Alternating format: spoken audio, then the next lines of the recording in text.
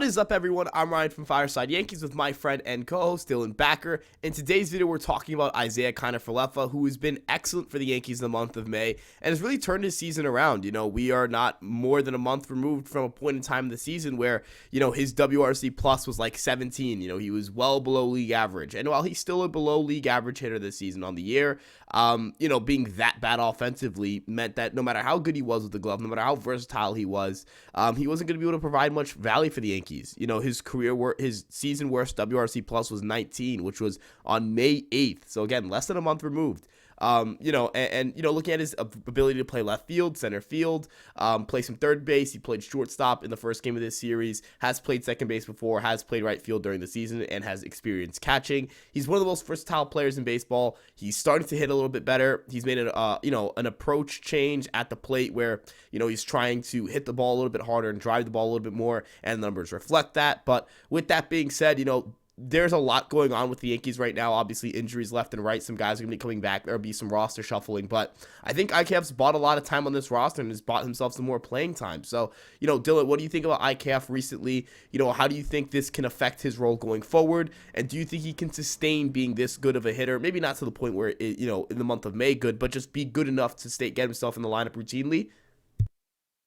Right, IKF has been impressive lately. Like you said, for the first month or so of the season, he was struggling. You couldn't really play the guy at all whatsoever, no matter how versatile he was. No matter if you threw him in left field, at shortstop, center field, you couldn't play the guy because his bat was just not that good. But over his last 15 games, he's slashing 310, 355, 759 with a 113 OPS over his last 15 games. That's a very good slash line. Obviously he's not a power hitter, but he's got 3 home runs in that span as well, which is impressive enough because I think he hit like 4 all of last season. So, like you said, it's clear that the approach that he's changed to, try to drive the ball more instead of just slap some singles is working.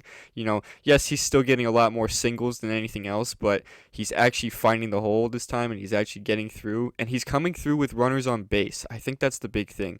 He's always been pretty trustworthy with, runners in scoring position, but lately, over these past 2 weeks or so, he's really been driving in runs. I mean, yesterday he had 4 hits and 4 RBIs, and I'm pretty sure he had all 4 hits were singles, but he drove in runs. They had him hitting 5th. That's usually a spot for a power guy, but he came through and he was getting a bunch of hits and driving in runs. You end up winning 10-2. I mean, I've been really impressed with what he's been doing lately, and of course with the glove, he he seemed to kind of accustom himself a little bit more to playing left field, because obviously he lost his shortstop job, so he ain't going to play shortstop really at all unless Volpe gets a day off here and there. But with that being said, I'm happy with what IKF's doing. I've always been kind of high on him when we first got him, and then when he was slumping, I was like, okay, we can't play this guy anymore. So it's been pretty emotional roller coaster for me with how I feel about IKF. But something I will say, I applaud his work ethic. He never complained about becoming a utility guy or anything like that. He never complained about his role changing. He understood why his role changed, and all he said he wanted to do was help the team win. That was all he said he wanted to do, and that's what he's been doing. It's finally coming around. His numbers are reflecting that. The performance is reflecting that. The Yankees are winning games as a result of that. With as many injuries as we have right now, Bader just went down again. We still don't have Stanton. He should be back this weekend, but we still don't have him. Donaldson as well. All these guys down. We need guys like IKF to step up, and that's what's been happening. So really impressive what he's been doing. What do you think about his past few weeks or so? Yeah, no, I think overall, when you look at what the Yankees have kind of needed, it's been better production out of the left field spot. And IKF's played a big role in the Yankees' ability to get better production out of the position, right? He's slugging really well this month. I believe he's slugging over 500 in the month of May or somewhere around that mark. He's slugging 525 in the month of May, which is not something you expect from IKF. He's actually hitting the ball harder than he did last year. Higher exit velocity, higher hard hit rate, career high in hard hit rate, and career high in exit velocity as well. And it's not really close. It's by a pretty substantial margin. He's hitting more line drives than he did last year. Fewer ground balls, more fly balls. I think that'll serve to benefit him. Overall, I think he's just making better decisions at the plate. He's making better. He has a better approach at the plate, and I think that's showing. Do I think he's going to go out there and hit 30 home runs or anything like that? No, but do I think he can go out there and give you about a 90 WRC plus and do so with a little more pop than he did in years past? Yes, and considering that he's able to play center field, left field, right field, shortstop, third base, second base, catch a little bit, he's going to be valuable to you, right? This year he has +2 OAA in the outfield, right? Hasn't been good in left field in terms of DRS, but he's been good in terms of OAA and UZR, so that's a little bit weird. But he's able to give you a lot of versatility in the outfield, and kind of the guy you expected to do that for you is Oswaldo Cabrera, who's really struggled this year. So, I think the Yankees are in a spot where, they're getting production from IKF that they thought they could get from Oswaldo Cabrera. That's probably going to lead to the Yankees siding towards IKF when they have to make some tough roster moves as to who their utility guy is, right? And, again, focusing a little bit on left field, if you look at the Yankees' left field position, in the month of May, it's not stellar. It's a 104 WRC+. Plus. That's 14th in the month of May. But considering that the Yankees on the season before DFAing Aaron Hicks had the worst left field group in terms of WRC+, Plus and in terms of WAR, it tells you that, well, the Yankees are better in left field right now, right? And, I'm not saying that Aaron Hicks was all of their problems in left field. Calhoun was hitting below average. Jake Bauers hitting below average. IKF was being terrible to start the year. Like, that's not on Aaron Hicks. But getting these guys more consistent at bats, perhaps that was the fix here. But with that being said, do you think IKF's a full-time left fielder for this team or the starting center fielder for this team, at least with Bader gone? Or do you prefer him more in a utility role? Like, how do you think the Yankees are going to utilize him, and how would you utilize him? Right, so I mean, with the injuries for the time being, I feel like you're going to see him in the outfield a little bit more. I think that's just what's going to happen because they said Bader's going to be out for like a few weeks. So, of course, you kind of lose that right there. So, you're probably going to see a lot of IKF in left field or center field. They'll split kind of time with that. I do kind of want to see him play in the utility role, though, a bit, because I like the fact that you can kind of slot him in at left field, center field now, and also he's a good third baseman. We want to Gold Glove at third base, so if you ever need someone to play third base, like if DJ needs a day off, or if another one of our third basemen gets hurt, like Donaldson again, or DJ even, you could slot IKF in there, get some extra at-bats for him. I like the fact that, of course, the versatility in the field, but I'm just happy to see the offense turning around. That's really my big thing, because the defense, whatever, that usually fields can figure that out pretty quickly. Offensively, though, if you're in a slump, those can be tough to get out of. But IKF is, and especially when you kind of lose your role, you lose your starting job. He was a starting shortstop all of last year, and entering this year, he lost it. That can really deteriorate a player's confidence, and you would think that many players would just fall out of that and not be able to turn it around. He's been turning it around. Obviously it started off pretty slow. It took a little bit for him to finally figure things out, but he's really answered it. He's coming through when we need him to. We're losing guys left and right, and he's always been available, and he's coming through.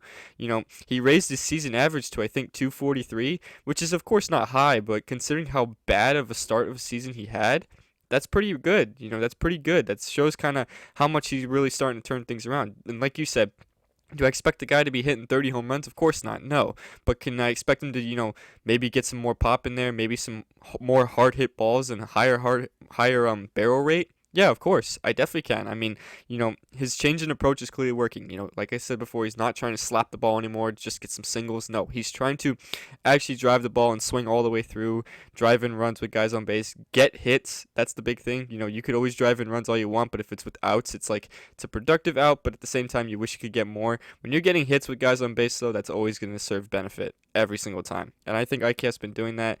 And to answer the question, really, if he'll be the long-term utility guy, I'll take it. I will gladly take that. Do I think, because like you said, Cabrera's been struggling this season, so clearly that kind of experiment is starting to kind of die down a little bit. They haven't been using Cabrera a whole lot, mostly just in pinch running situations lately over this past week. They've been using Ozzy, so, I would not mind seeing IKF continue to get playing time with the way he's playing. Of course, do I expect, a 310 batting average over a 15-game stretch to last? I don't expect it to last, but can I expect him to, at least be more productive now than he was at the start of the year? Yeah, I can. He's a guy, like I said, he's a guy with a strong work ethic. He never complained about his role. He's not the type of guy who does complain about his role. He just wants to help the team win. And now it's finally starting to come around. So I think that'll help him, boost his confidence up a little bit, especially, as long as these results continue, then, yeah, I wouldn't mind seeing him being a long-term utility guy. What do you think? Yeah, no, I think ultimately that utility role is the one that works best for him. I think it's the one that works best for the Yankees. I think it gives them, more defensive options late in games, base running options late in games, and also just someone who can hold down the fort in the outfield, which is something they haven't had in a very long time. And kind of looking again at the left field position, right? Now you have Willie Calhoun's WRC plus is 103. Jake Bauers' WRC plus is 114. IKF again hitting a lot better in the month of May. Suddenly you have some semblance of a left field position. I think that one thing that I'm not going to say the left field position is going to be, something the Yankees don't look to address at the deadline. I think it is something they should and will address at the deadline. But if you can just survive in left field for a little bit longer, again, you kind of look at their left field group. Again, it's not the worst thing in the world right now.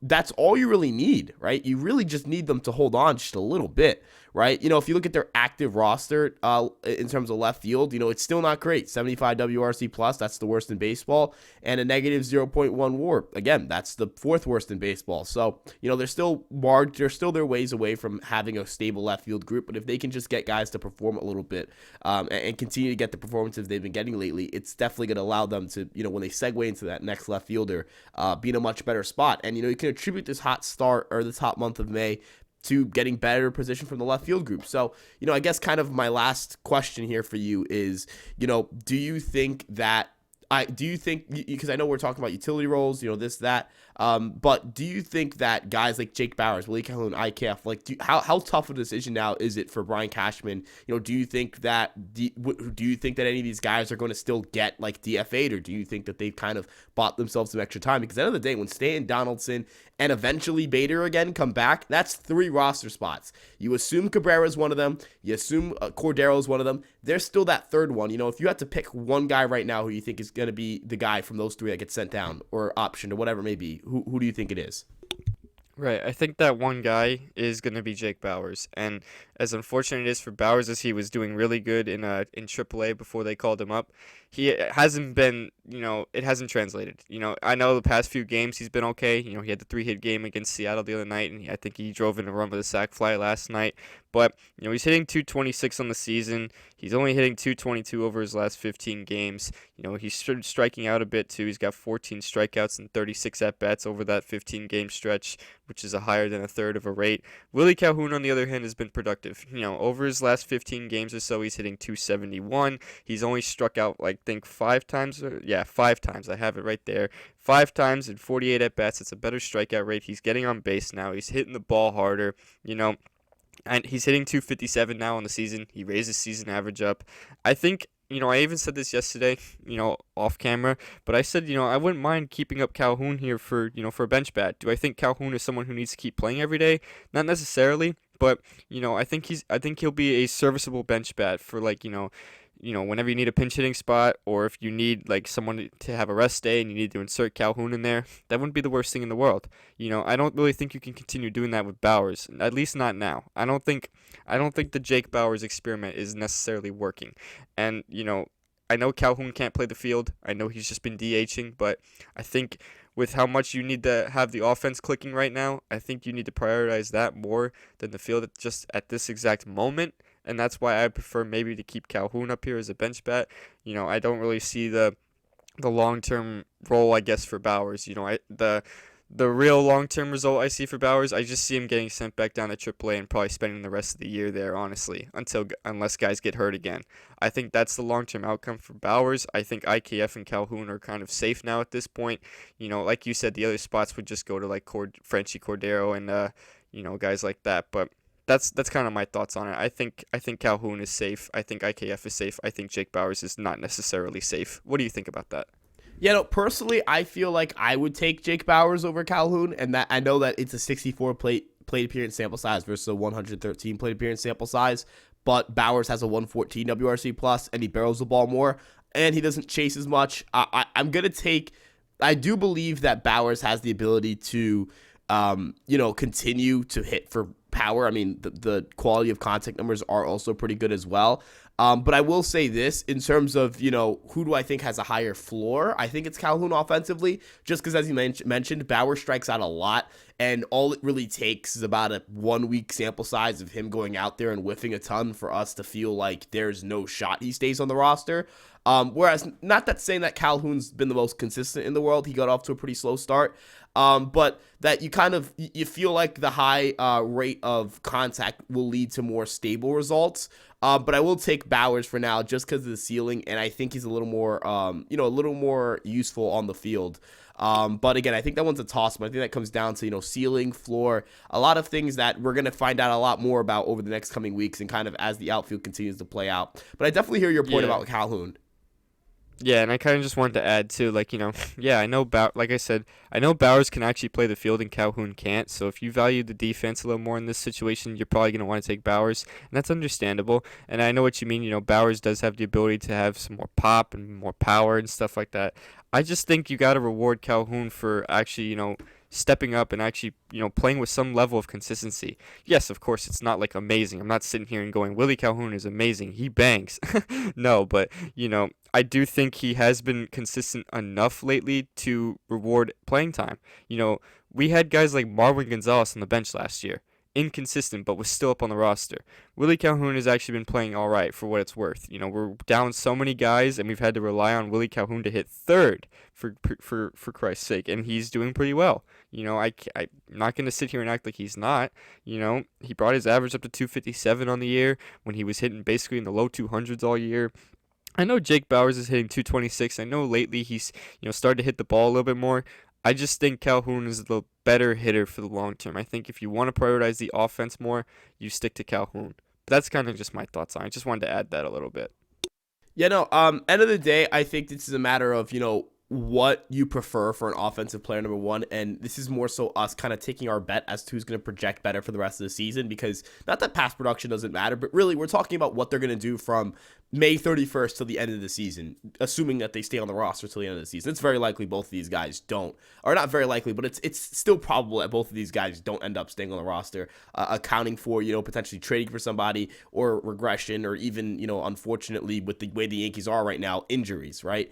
But with that being said, it's definitely something that'll be interesting to follow. And I think so far the safest guy of the three, which is funny to say this, is IKF. He's the safest of the three right now. I think he's the safest guy on that bench right now.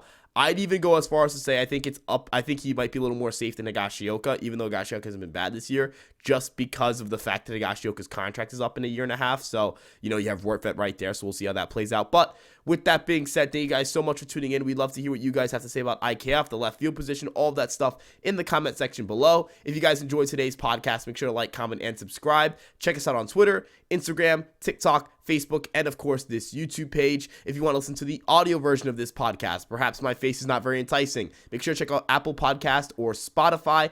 And of course, you guys can check out our personal Twitter accounts. They're above our heads. I'm Ryan Garcia. That is Dylan Backer. And we'll see you guys in the next video. Peace out.